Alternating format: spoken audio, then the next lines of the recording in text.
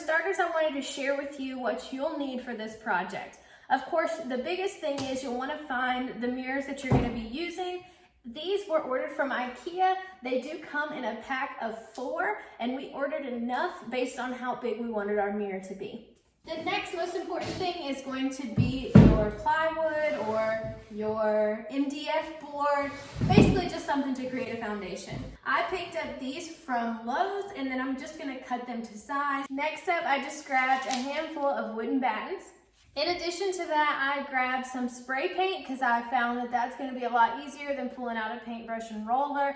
I am not a fan of that, so I did the 2-in-1 paint and primer, and I just selected the color based on what's going to go with our dining room.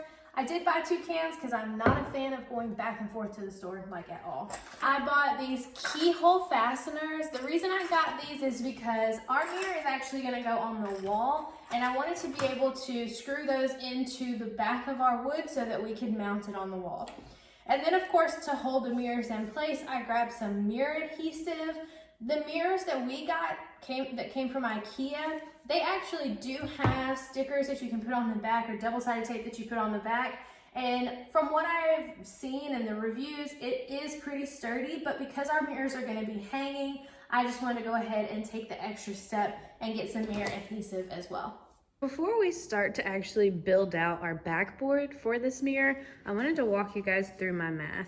So this is just gonna tell me how big of a backboard I need, because this is what we're gonna take and place all of those mirrors on. So a few things that I know already is that my mirrors are 12 inches. My wood battens are 3/4 of an inch. And I know that I'm gonna have 3 rows of 6 mirrors. So I'll go ahead and draw that out too.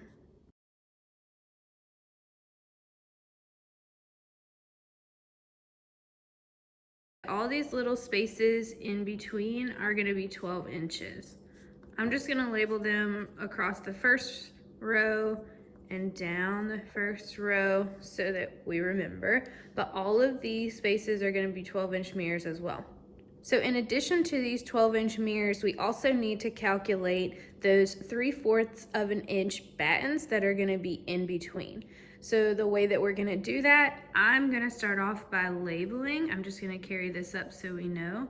This is 3/4, 3/4, 3/4, and this is 3/4 of an inch. 3/4 of an inch all the way across, and then don't forget these border ones. And then the same thing down.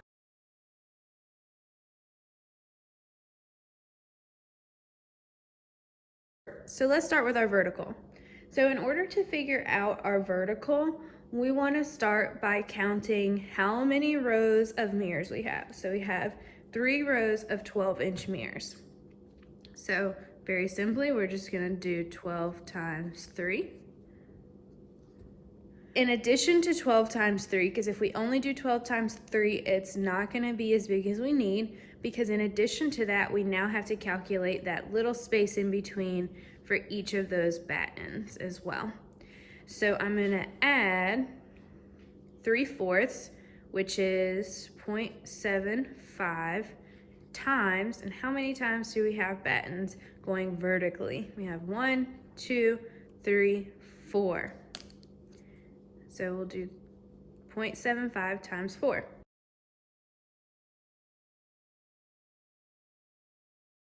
Very simply, we just did this math and we came out to 39 inches. So we need our board to be 39 inches long, tall, however you want to say. Let's do the same thing to see how wide. So for horizontal, we'll do the same thing. 12 times how many mirrors do we have? 1, 2, 3, 4, 5, 6. Plus 0.75, which is our 3/4 in decimal. And we are going to count how many 3/4 battens we have. So going horizontal, remember to count your frame pieces too. We have 1, 2, 3, 4, 5, 6, 7.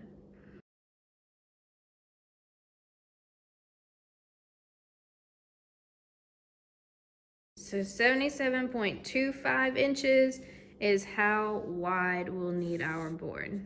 So I'll just write it up here. So we'll need our backboard piece to be 77.25 inches wide and 39 inches tall. So now I've taken and laid out 4 2x4 MDF boards, and I have my tape measure set to 77.25 inches. Basically, I'm trying to go ahead and mark out where I'll need to cut to make that width measurement that we just calculated. Likewise, I've taken and set my measuring tape to 39 inches so that I can mark off where we will need to cut for our height. So as you can see, it only comes to about right there. So we'll still need about 1/4 of the board cut in height. And of course, this cut you will have to make across all 4 boards. And then we'll walk through how I plan to connect all of these.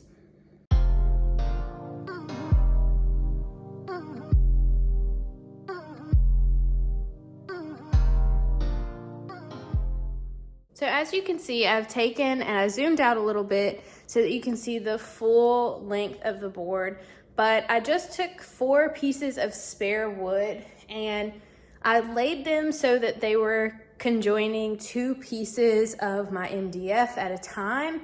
This outer piece was a little bit tricky, so I had to get creative. But of course, because our little last piece of MDF is so small, I wanted it to be as secure as possible. So I just took that piece and I made sure that it was touching as much MDF as possible while also providing more support than probably necessary for that outer piece as well.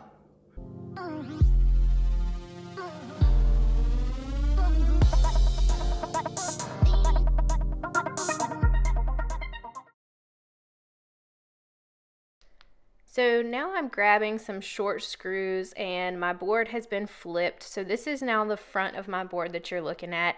And what I wanted to do is take those screws and instead of screwing towards the front of my frame, I'm just screwing towards the back. And what those screws are going through is, of course, the foundation that you see here, but it's also going through those support boards that we glued yesterday. So I did use wood glue and I let it sit overnight just to hold it in place. And now I'm adding my border pieces as well. I went ahead and cut several pieces of these smaller wood battens so that we can start laying the mirrors down and attaching those in between.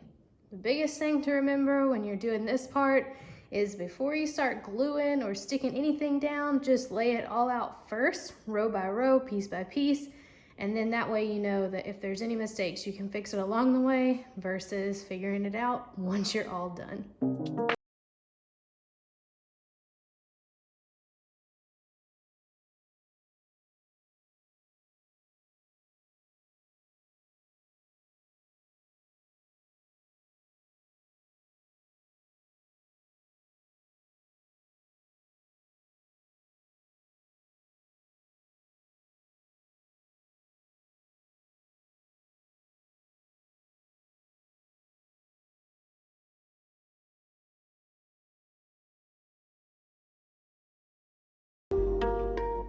So here is a look at our wooden battens completely glued down.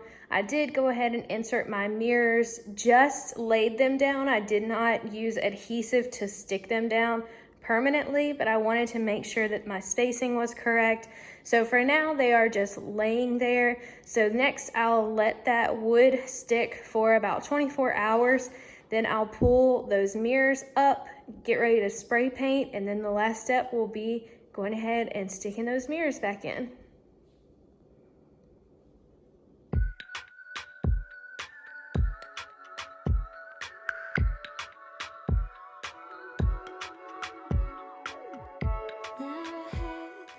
So very last, it's obviously time to go ahead and stick those mirrors in.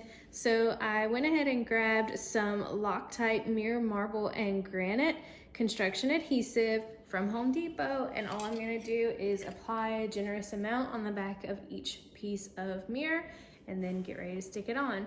These mirrors did actually come with some little stickies, but because my mirror is gonna be hanging on the wall, I just prefer to use something that I know is gonna be a lot more aggressive.